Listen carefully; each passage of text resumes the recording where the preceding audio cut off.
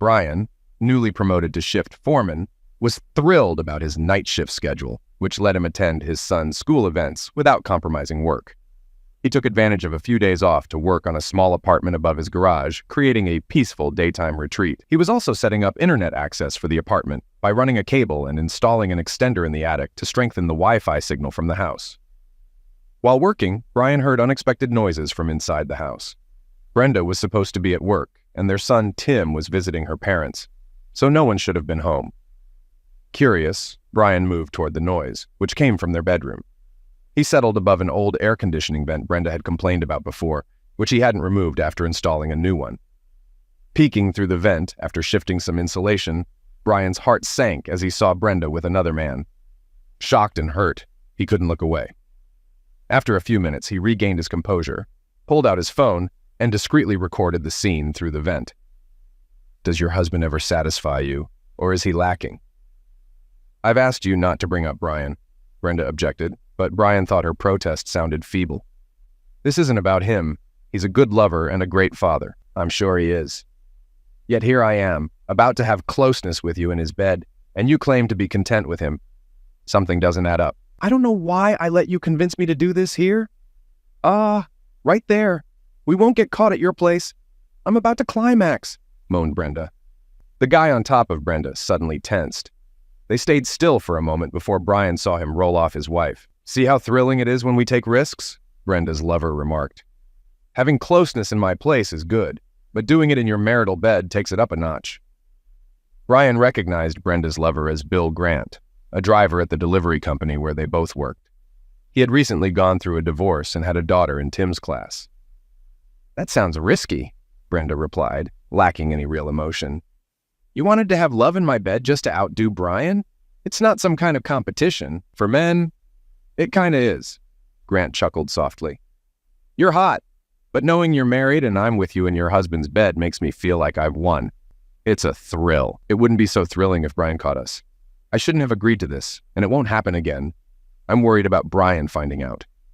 "It would ruin my marriage," Brenda confessed. "Let's make a deal," Grant proposed. "As long as you keep your husband in the dark, we won't do it in his bed. But once he's back in the game, we'll have to return so I can reclaim my top spot. I can't shut Brian out. He's my husband. I can't just stop having love with him," Brenda reasoned. "He's a man and wants regular bed life. I'll try to discourage him from wanting closeness and limit our rendezvous in my bedroom. I dread the thought of what would happen if Brian ever caught us." Brian had parked his truck in a separate garage, hidden from view. Brenda didn't know he was home, let alone that he was listening to her conversation. Coming down from the attic, Brian was reeling from discovering his wife's affair. He decided not to confront Brenda, choosing instead to focus on their son Tim, who was still in high school. Brenda's feelings no longer mattered to him. Determined not to let a cheater enjoy the house he had renovated for 15 years, Brian planned to stay until Tim graduated. He accelerated the renovation of his apartment over the garage, planning to turn it into a comfortable living space with a kitchen and bathroom, where he could stay until Tim went to college. Brian decided to prioritize Tim's college fund, and once secure, he would start rebuilding his own life, no longer tied by loyalty to Brenda. By the time Brenda got home and saw him in the kitchen, Brian was composed. "You're home early. Did something happen?" she asked. Observing her now, he noticed her aging and wondered why he hadn't seen these changes before. Realizing it was likely his love that had blinded him, he felt sad but knew it was her actions that had changed their relationship. "Yeah, things are a bit hectic at work. They've asked me to do some night shifts for a while, starting tonight. They let me come home to pack a lunch and rest. I'll head back in later," Brian explained. "They shouldn't make you work nights after a day shift, even with some time off during the day," reasoned Brenda. "You'll be exhausted. At least lie down and get some sleep for a few hours." "Good idea," Brian agreed. "I'll just go lie down between the sheets and—" "Wait!" Brenda interrupted loudly, remembering the condition of the bed. "I just realized I need to wash the bed linens." "Okay," Brian responded calmly, chuckling to himself at Brenda's discomfort. "I'll just use the bed in the guest room. No need to get worked up." Brian left home pretending to go to work, but instead watched a baseball game at a sports bar and later sneaked into his future apartment to sleep on an air mattress. The next day, he quickly hired a contractor ready to start work immediately. Brian's usual work schedule ran from Sunday to Thursday nights, leaving weekends off. Brenda was puzzled to see him set up to sleep in the guest room on a Friday, his usual night off. "Why are you sleeping in the guest room? Since we won't see much of each other during your night shifts, why not sleep in our bed?" asked Brenda, puzzled. "Since I worked last night and caught a few hours of sleep this morning while you were at work, I'm not very tired. I plan to watch a baseball game and maybe a movie after that," Brian explained, sticking to his prepared excuse. "I'm trying to adjust to staying awake at night and sleeping in the morning." "I don't want to disturb your sleep, unless you're up for some action," Brian suggested, wiggling his eyebrows suggestively. Brenda's response was just as Brian had anticipated. If he hadn't overheard her conversation with her lover, he might have missed her brief deer-in-the-headlights look before she weakly smiled. "I'm pretty tired tonight. Maybe we could just cuddle a bit and go to sleep," Brenda suggested. "Plus, Tim's home tonight. He might hear us." "Cuddling won't do it for me," Brian replied. "If closeness is off the table, I'll just sleep in the guest room to avoid temptation. You never worried about Tim hearing us before, so that's just an excuse. You don't need to make things up. I'm not the type to pressure a woman." "I know that, Brian. You're right. It was a weak excuse, and I'm sorry. I'm just tired and not feeling romantic." "I hope you understand," Brenda apologized. "I understand more than you think. Let me know when you're in the mood. If I'm feeling it too, we might connect." "Good night," Brian responded as he headed towards the guest room, leaving Brenda with a confused expression. Sunday night, he confidently began his new role as shift foreman without mentioning his promotion to Brenda due to her secrecy. His shift went smoothly with a welcoming team. By Monday morning, Brenda was at work, and construction had begun on his apartment. After a quick talk with the foreman, Brian managed to fall asleep, despite the noise and occasional phone calls. Annoyed at forgetting to silence the landline in the guest room, Brian answered the phone groggily. "Hello? Sorry for waking you up, Brian," said his mother-in-law, Beverly. "I just wanted to let you know that Bill and I heard about your night shifts and we'll make sure not to disturb you. If you need any help with Tim while you're sleeping, just give us a call." Brian ended the call without a word, shaking his head at people's obliviousness as he unplugged the phone. It took him a while, but he drifted back to sleep. The construction crew wrapped up their work in less than a week, leaving Brian impressed by their efficiency. Reflecting on how long it would have taken him to do the same job, he marveled at their speed.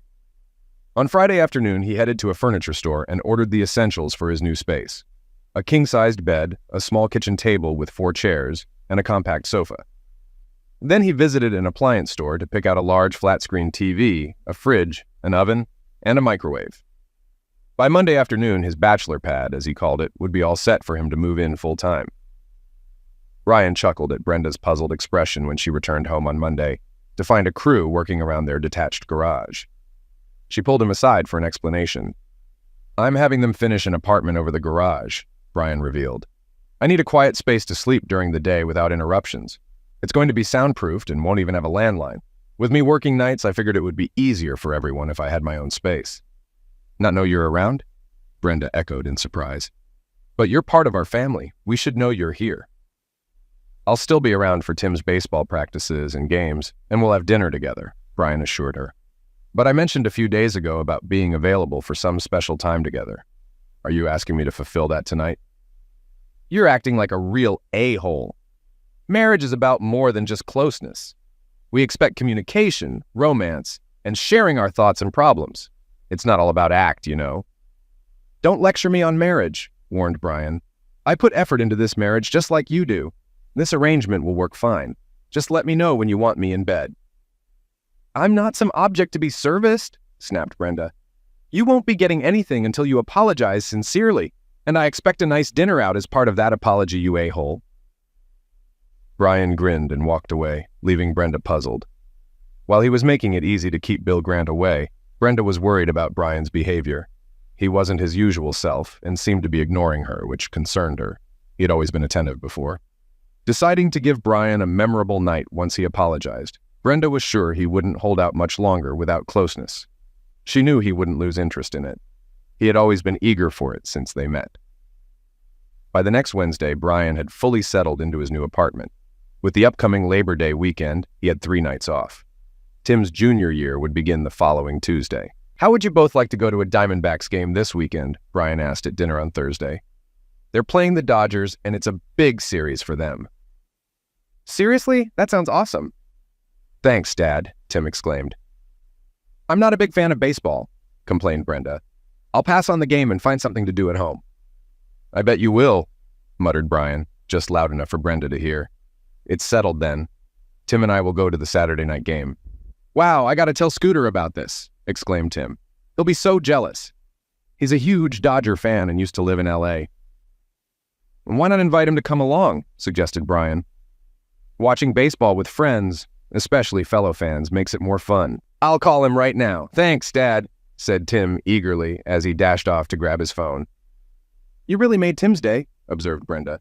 Baseball's a great way for you to bond with the boys. Horace seems like a nice kid. Wait, his real name's Horace? Brian asked incredulously. No wonder he goes by Scooter. Who names their kid Horace unless they're trying to torture him? Tim mentioned that Horace's dad passed away from a brain aneurysm 2 years ago, Brenda explained, brushing off Brian's comment about the name. They moved here this summer to be closer to his grandparents who aren't doing well. I'll stick with calling him Scooter and forget I ever heard Horace, Brian declared, just as Tim rushed back into the room. Scooter's mom said he can come, Tim announced excitedly. This is going to be awesome. On Saturday afternoon, Tim parked his truck outside a nice ranch house in a good neighborhood. Before he could even come to a stop, Scooter bolted out the door and hopped into the truck next to Tim. Hey, Mr. Welker, my mom wants to meet you before we go, Scooter explained. I guess she wants to make sure you're not an offensive person or something. Sorry about that. No worries, Brian said, as he got out of the truck and walked up to the door, then rang the bell. A slender woman around Brian's age opened the door. Brian noticed her legs, which he thought were her best feature. They looked strong and well-shaped running shorts. He couldn't help but admire them. Her stomach was flat, and her top barely separated from her torso. Do you think my legs look good compared to everything else? Scooter's mom asked, teasing Brian. Yeah, they look great, Brian agreed, catching her playful grin. You've got some nice legs. Do you think I should let my son go to a baseball game with a guy who checks out every woman he sees? Scooter's mom challenged, trying to teach her son manners. Seeing the humor in her eyes, Brian knew she was teasing him. He decided to go along with it. What you're really asking is if you should let your son go anywhere with a guy, since checking out women is part of being a guy, Brian joked with a grin. He needs to learn to appreciate women. I'll teach him what to look for. I hope you'll be more subtle during these lessons, the woman replied, still smiling. The first lesson will be to smack anyone who calls him Horace, except you, of course, Brian joked back. I see. So my son will learn to be assertive and appreciate women's legs, she remarked. Not just that, Brian replied. I'll teach him how to judge discreetly and appreciate all aspects of women, not just one. Great, thanks, Scooter's mom said, earning more respect from Brian. Have a good time, and if you're running late, make sure Scooter gives me a call. By the way, my name's Gertrude. Seriously? Gertrude? What do your friends call you? Brian asked. For my guy friends, I go by Minx, Raven, Candy, or Bubbles. My girlfriends call me Gertrude, she replied with a straight face. Sounds good to me. I'm Brian. Since we're going to be friends, I'll call you Minx. I kind of like that name, Brian said. Why am I not surprised? Gertrude chuckled before laughing heartily. Horace can go with you anytime. I love your sense of humor. Tim is very polite, so I knew his parents would be fine. Thanks for inviting him to the game. We're big baseball fans. I used to go to as many Dodgers home games as I could. My dad even played in the minor leagues before I was born. He was pretty good, just not quite good enough, Gertrude added. Scooter's a great kid, so it's no problem. I'll keep an eye on him and make sure he gets back home in one piece, Minx. Have a nice day. Are you serious about calling me Minx? I was joking, Gertrude protested. You'll always be Minx to me, Brian replied quickly as he walked back to the truck. Brian had a relaxing day at the game. Scooter caught a foul ball, and both boys ate too many hot dogs and drank too much soda. They fell asleep in the back seat of the truck before Brian could leave the parking lot. When they reached Scooter's home, Brian gently woke the sleepy teen and walked him to the front door, where Gertrude was waiting with a smile. He might have had a bit too much food and soda, Brian admitted. Of course he did. It's all part of a ball game, Gertrude replied. Thanks for taking him and bringing him back safely. It was my pleasure. Scooter's a great kid, Minx, Brian said. I'll see you at the boys' games. Brian found a routine that suited him well. He'd come home, grab a quick breakfast, and then snooze from 9 to 3. Thanks to extra insulation and blackout curtains, his sleep was usually deep and undisturbed. Brenda often complained about Brian napping in his man cave during weekends, but she'd stop if he helped around the house. Brian sensed her worry about being caught by Grant in their bedroom, which suggested she wasn't considering divorce, aligning with his plan to stay married until Tim graduated. Brian's new foreman role was easier physically, so he bought a home gym and kept up with regular workouts. He attended all of Tim's baseball practices, eventually coaching some kids too. Scooter, initially timid but talented, flourished with Brian's extra coaching, becoming a key player by mid-season. Tim also excelled, making Brian proud. Brian noticed some moms at the games appreciated his involvement, laughing at his jokes and bringing treats, which included some for him. As Tim and Scooter's friendship grew, Brian found himself spending more time with Scooter's mom, Gertrude, who was witty and sharp. He considered discussing something personal with her. "I hope I'm not out of line here, Minx, but I've got to ask you something," Brian began. "Almost a B cup," Gertrude responded quickly. "What? I'm lost," Brian admitted. "Well, when a guy says he's got a personal question, isn't it usually about a woman's bra size?" Gertrude replied with a chuckle. "Yeah, usually," Brian chuckled back. "But in this case, I wanted to know if you've noticed some of the moms treating me differently lately. Do you think they've been friendlier?" "Wow, you're quite the observer," Gertrude retorted. "You really don't know what's happening, huh?" "I'd need more details on the what before I could answer that," Brian pondered. "I get baseball rules, like the infield fly rule, but I don't think you're talking about that, are you?" "Nope, I was referring to the unwritten rule of not bunting or stealing bases with a big lead," Gertrude quipped before getting serious. "If you'd been paying attention, you'd notice the friendliest moms are the single ones. You're a great dad, good-looking, and have a decent job. That makes you a catch in their eyes," Gertrude reasoned. "What about me being married? Wouldn't that matter?" Brian asked. "They've thought about it," Gertrude replied. "That's why they haven't tried to seduce you. No one's made a move, right?" "No one's tried, not that it would be a problem," Brian replied. "I'm married, so I'm obviously not a catch for anyone. Brian, I hate that I'm the one breaking this to you, but we're pals, so it's on me. All the moms know your wife's stepping out on you. But it gets worse. Word is she's cutting you off in the bedroom. You two aren't sharing a bed, and it's pretty clear you're headed for a breakup soon. These ladies want to scoop you up for their team once you're single." Gertrude's bombshell left Brian reeling. How did everyone know his private life? Who could be privy to his bedroom details? Then it hit him. Brenda must have spilled the beans to that jerk about us not sleeping together, and he blabbed, Brian fumed. "Are you talking about your wife or her beau?" Gertrude asked, trying to lighten the mood. "You seem oddly calm about all this gossip. Did you suspect Brenda was cheating?" "No, I never saw it coming," Brian replied. "You had no inkling at all?" Gertrude asked incredulously. "I knew she was cheating, but I never suspected it," Brian clarified. "I'm lost. How can you know without suspecting?" Gertrude puzzled. "It's simple. I went from clueless to certain when I caught Grant in bed with Brenda. I skipped suspicion altogether," Brian explained. "Well, that's a twist. You caught them in the act, yet you're still hitched and not in jail. You're not into open relationships, are you? Or some voyeur?" Gertrude pressed, concerned. "No way. That's not me," Brian assured her. "I decided to change priorities. Spending quality time with Tim, being a full-time dad became my focus. Living with Brenda, rather than splitting up, seemed best to achieve that. I started working nights, which put a damper on our bed life. I built a sweet apartment over the garage so I could sleep during the day without hassle." She wasn't thrilled with the sleeping setup, but Grant made it clear that every time she slept with me, he'd demand to use our bed for their trysts. It bothered her, but not enough to stop seeing him. She's convinced her affair's a secret and wants to keep it that way. I didn't tell her, but I won't be close with her anymore. I got tested for STDs and I'm clean. I aim to keep it that way.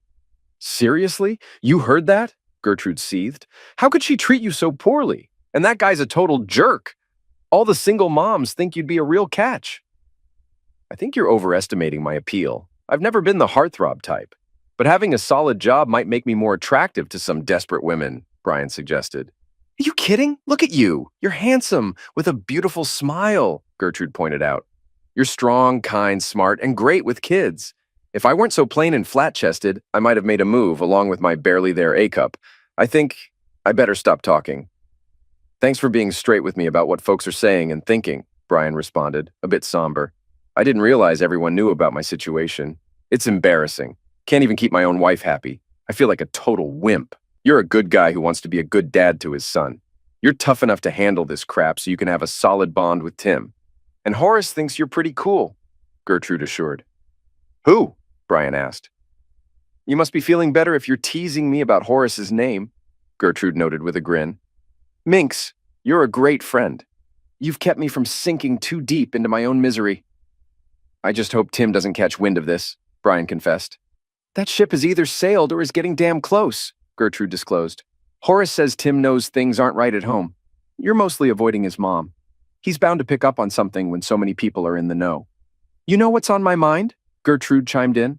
Horace has a crush on Heather Grant. It's awkward for both him and me. She's a good girl, clueless about what a jerk her dad is.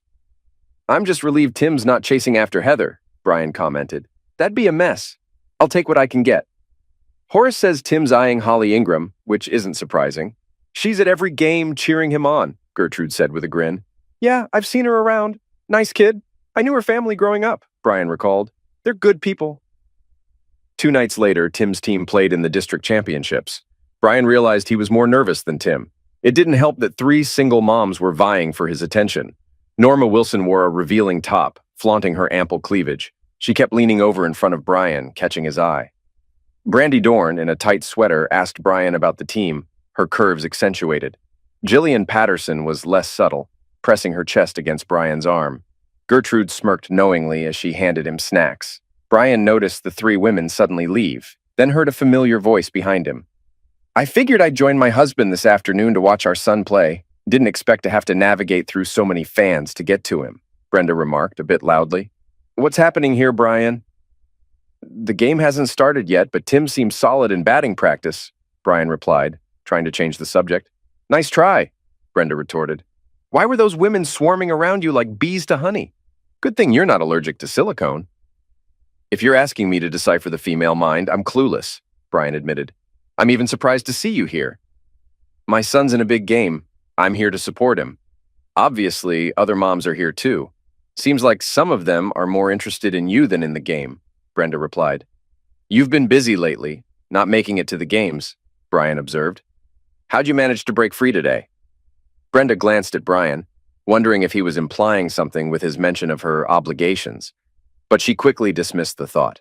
If he suspected anything, he'd confront her more aggressively. Brian wouldn't just let her cheating slide. If he knew, he'd make it known. I made time. Tim's game is important, so it's important to me. Haven't seen much of you since you started the night shift, so I thought it'd be nice to spend some time together cheering for Tim, Brenda explained. As Brenda settled into the bleachers for her first game, she noticed unfriendly stares from some of the other moms, puzzled since she hadn't met them before. She then saw Gertrude, looking casual yet striking with her styled hair and shorts. The game started, and Brian was fixated on the field. Tim was up to bat and hit a double, followed by Scooter, who looked stronger than last season. Scooter's hit sent the ball flying over the fence, sparking cheers as he and Tim rounded the bases. Gertrude beamed with pride for her son, while Brian, touched by the boys' success, had tears in his eyes, reflecting the hard work he'd put into coaching them. After the game, Brenda drove to the pizza place where the team was celebrating. Finding parking a distance away, she walked in to see Brian surrounded by Norma Wilson and Brandy Dorn, who were a bit too close for comfort. As Brenda approached, they quickly stepped back. This scene reminded her of a recent conversation with her lover, Bill Grant. Isn't it time we used your bed again? Bill had suggested, as Brenda was getting dressed after a romp. Getting it on in your husband's bed really gets me going.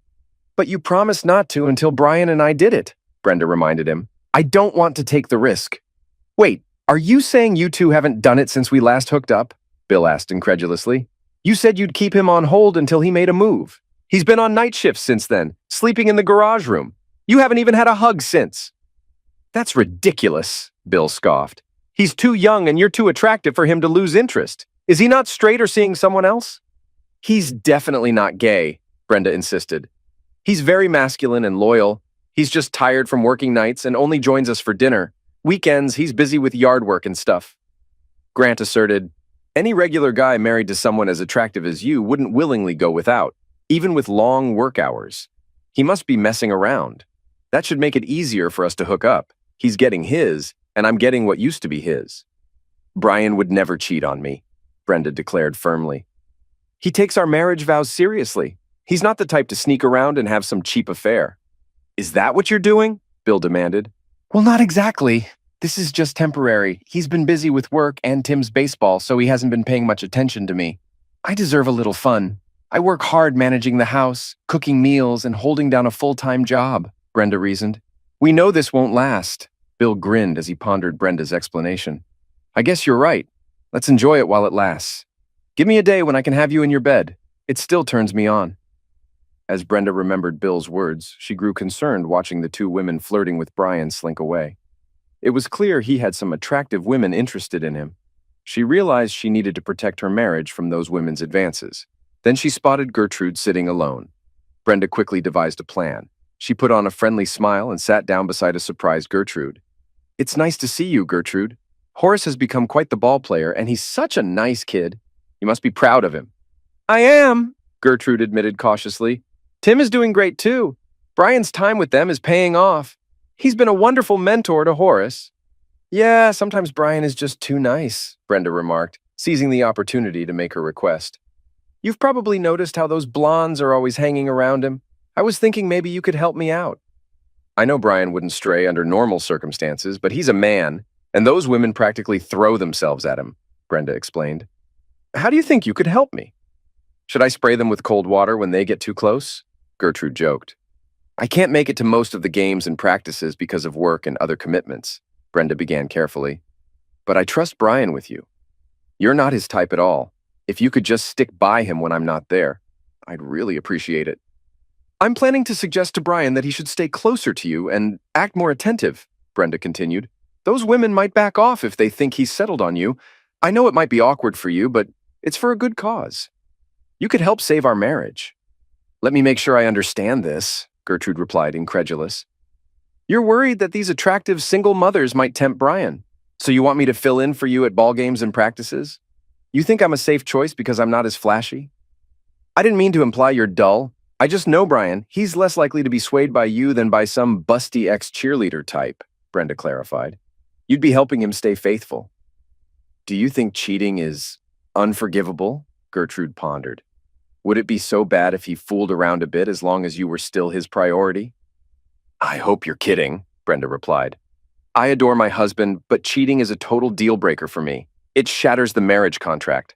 I can't accept unfaithfulness. To me, that would mean the end of our marriage. You know how strongly I feel about this. You were married for years. I value loyalty and faithfulness. It's logical that cheating violates the marriage agreement, Gertrude admitted. I agree with you on that. I need to go over to Brian. Can I count on you to keep a close eye on him when I'm not around? Brenda inquired. Absolutely, Gertrude answered with a smile. Make sure you explain everything to Brian. I'll do my part. Who better to keep a good man faithful than a modest, plain, unexciting woman? I might not have put it quite like that, but you summed it up pretty well. Thanks again, Brenda said as she left to join her husband. Last night, Brenda had a serious talk with me before I headed to work. Brian started at the next day's practice. The main point was she's concerned about the many attractive single moms around me. She thinks I'd be safer if I stuck close to you, Minx, or as she likes to call you, Gertrude. Somehow, that doesn't exactly make me feel secure. You're a clever guy. You know you're never going to be completely safe around a single woman, regardless of her top size or appearance, Gertrude joked. Minx, you're one of the most beautiful women I've ever known, Brian replied sincerely. You've got it all, not just artificial enhancements. Whoa! You're really making my job tougher, blushed Gertrude. I might need to book you an eye exam after the baseball season wraps up. I've got 20 vision, and I'm usually spot on in judging people except for one big mistake, Brian noted. Seems like I've underestimated my own wife. I reckon she might have underestimated us too, Minx chimed in. That's if you genuinely find me appealing. Brian found amusement in the reaction of the single moms as Minx stuck close to him. They spent a good chunk of time chatting and joking together. The moms seemed surprised, then let down. It didn't take long for Minx to stand out from the crowd. The team had a long drive to Middleburg for their next game, so they decided to head out the day before and stay overnight at a hotel. They hoped it would help the boys stay fresh for the game. Brian gave rides to Jake Winston's folks and Minx. They talked about the team's chances on the way, filled with optimism. When they arrived, they found themselves right behind the team bus. Brian helped Ralph Winston with his luggage. Some parents, like the Winstons, volunteered to chaperone the boys and would stay at the same hotel. Others had to book elsewhere due to the busy town with multiple games. Before Tim boarded the bus, Brian told him he'd be at a different hotel, and reminded him to behave for the coaches and chaperones. "What hotel are you staying at, Minx?" Brian asked as they approached the team hotel. "The same one as you," she answered simply. "But I never mentioned which hotel I booked. How'd you find out?" Brian asked, puzzled. "I didn't," Minx replied succinctly. "How'd you know we're staying at the same hotel? It's pretty crowded this weekend." "You might have trouble finding a room last minute," Brian observed.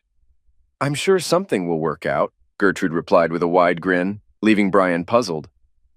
A few minutes later, Brian arrived at his hotel and suggested to Gertrude, "Minx, want to see if you can snag a room while I check in? I can hang around to make sure you find something." "Thanks, but I'll just wait here. I'll be fine," she insisted. As Brian checked in and got his room keys, he returned to his truck to find Minx waiting. "Would you like one of these cards to my room?" he offered. "It's room 207. "What a sweet gesture," Minx exclaimed as she accepted the key and kissed Brian on the cheek. "Let's hit the hay. It's going to be a long night." The next morning, Brian felt more tired than when he hit the sack. Initially, he struggled with breaking his marriage vows, but Minx helped him see it differently. "Let's think this through. Brenda not only cheated, but she's cut you off. Even if she hadn't, she's risking your health with unprotected act. Basically, she's made being close with her unsafe and unappealing. She's released you from your vows and marriage contract. I've been celibate for over 2 years. I'm clean after regular checkups. You got tested after finding out she cheated, and you're clean. I even started birth control over a month ago, hoping we could be together. Can you give me one reason we shouldn't be together? Is it my looks? Your wife figured I was a good fit against all those busty women because she knew you wouldn't be into me. Am I just not attractive enough?" "Minx, you're incredibly attractive. Don't doubt that for a second. I've never strayed from Brenda, and it's a mental shift, but you've made a solid case for us being together. I'm all in," Brian declared with a grin. "Before we go any further, there's something you should know," Minx responded. "Both my parents are in hospice care and likely won't be around much longer. My brother's been sending game tapes of Horace to his friend who happens to be the baseball coach at a top prep school in LA. If Horace gets a baseball scholarship next year, we might move back there. I really like you, but we're not talking about a long-term thing here. It just wouldn't work out. Look at us. You're a good-looking married guy with a cheating spouse. I'm just a regular woman with a son who might have a shot at a sports scholarship.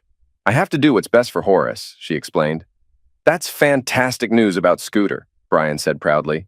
"He's a great kid and a talented player. I'm happy he'll have a chance to improve his game against tough competition and get a good education. You're a big part of why he's getting attention from better schools. I've seen the effort you've put in with him. It's funny how you being a mentor to my son is giving us the chance to move back to LA and away from you." "I'm not sure I'd be good at a one-night stand kind of thing," Brian admitted. "Maybe it's better to just skip closeness altogether than have a one-night fling and go back to celibacy." "You're being silly. I mentioned we might move back to LA in 6 months for the school year. That's a long time away. A guy could have plenty of fun in 6 months unless he's too old for a regular dose of steamy action with a very eager woman. We'll just have to see about that. Will you live up to your nickname, Minx?" Brian teased. "I'll do my best for you, big boy," Minx promised. "Whenever you want me, just whistle and I'll teach you how to whistle." "I've always been told I'm a pretty good whistler," Brian joked. "Then you're definitely not doing it right," Gertrude shot back. The baseball team ended up winning the state championship, and Scooter got a scholarship to a top California prep school. Sadly, both of Gertrude's parents passed away before Thanksgiving, within a week of each other. Brian and Tim attended their funerals, where Brian got to meet Gertrude's brother, Dexter, and immediately hit it off with him. "Brian, this is my brother Dexter," Gertrude introduced. "Dexter, meet Brian, who's been a mentor to Horace and a good friend to us." "Wow," exclaimed Brian. "Your name's Dexter?" "That's right," agreed Gertrude's brother. "But everyone else calls me Grim. Only Gertrude and our parents ever call me Dexter, so what do you call my sister?" "I call her Minx, but it's a long story," Brian said. "I don't think I need to ask," Grim chuckled. Brian spent Thanksgiving with Brenda and Tim at her parents' place. For the first time in a while, Brian found himself getting ready for bed with Brenda. They always stayed over on Thanksgiving night, and Brian couldn't come up with a good reason to break that tradition. "It's been ages since we've been together," Brenda murmured. "You must be in need of some affection by now. Make love to me." Brian felt a pang of guilt at his next words. "So, you're finally admitting you need some attention? I knew you'd come around. I'll be happy to take care of you and put a smile on your face for the holiday." You heartless jerk. With that attitude, you won't be getting any action for a long time, Brenda snapped. What's gotten into you? Just forget about touching me. Fine, Brian replied simply as he turned away from Brenda. It wasn't like him to say something so harsh, but it did the job of avoiding closeness with Brenda. Still, Brian couldn't shake the regret over how far his marriage had fallen.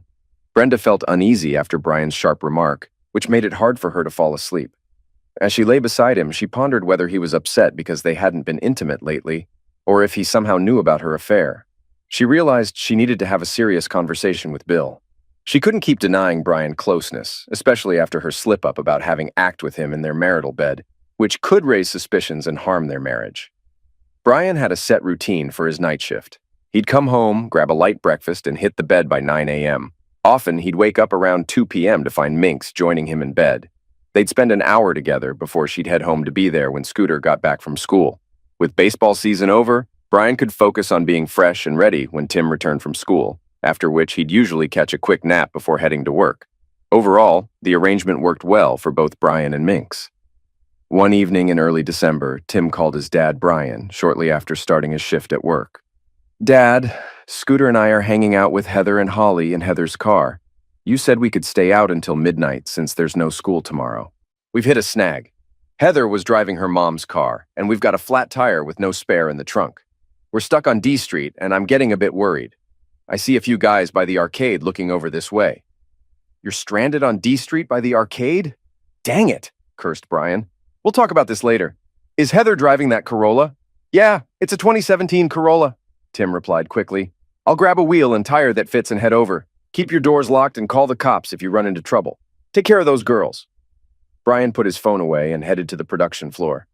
He spotted Gus, who drove a Corolla. Gus, you still have that Corolla, right? Brian asked the bearded man operating a forklift. I need a tire that fits your car, and I need it now. While talking to Gus, Brian saw Jack Reynolds passing by. Jack was Holly's uncle, and his sister was Holly's mother. Jack, my son and some friends are stuck on D Street with a flat tire and no spare. Holly's with them. I'm getting a tire from Gus and heading over. Could you come with us? I've got a proper spare, not one of those flimsy donuts, Gus said firmly. Let's take my car and get there fast. With Jack, Gus, and Brian on their way, they were worried about the kids being in that part of town late at night. It wasn't a safe area, especially for teenage girls. Brenda lay in bed, feeling the warmth from her time with Bill. His phone rang and he saw it was Heather calling. Ah, dang it, it's Heather. I gotta pick it up or she'll keep bugging me, Bill said, checking the caller ID. Brenda only caught Bill's side of the conversation, but was curious about what she heard. Why are you all down there? Well, that's unfortunate. Those boys should be able to handle a small problem like that. Call AAA. It's not my fault your mom doesn't keep a spare tire. What was that about? Brenda asked once Bill hung up. Nothing to fret over, Bill replied, reaching over to touch Brenda's chest. Heather's got a flat, but she's getting help from AAA. As Brian and his pals pulled up behind Heather's car, they spotted some tough-looking guys nearby. Brian got out, grabbed the tools from Gus's trunk, and Gus brought the spare tire. Jack signaled Heather to lower her window. You guys stay put till we fix the tire. If those jerks cause any trouble, we'll handle it. And Holly, you'll need to explain to your mom why you're here on D Street, Jack said. Brian positioned the jack under the flat tire, cranking it tight, then moved to loosen the lug nuts. The leader of the tough guys approached Jack, claiming it was their turf. Before Jack could respond, Brian swung the tire iron, hitting the guy's shins. He dropped to his knees, cursing, while Brian sat on him to keep loosening the nuts. The two closest gang members hurried over, looking like they wanted to help their fallen leader. Jack swiftly hit the first one in the head, knocking him down instantly. Gus moved forward, causing the second guy to retreat out of his reach. Raise the car a bit, and I'll take off this tire, Brian told Jack calmly. Jack cranked up the car while the gang members shouted insults and curses. Occasionally, the guy under Brian would try to move, but Brian would grab his hair, lift his head slightly, and push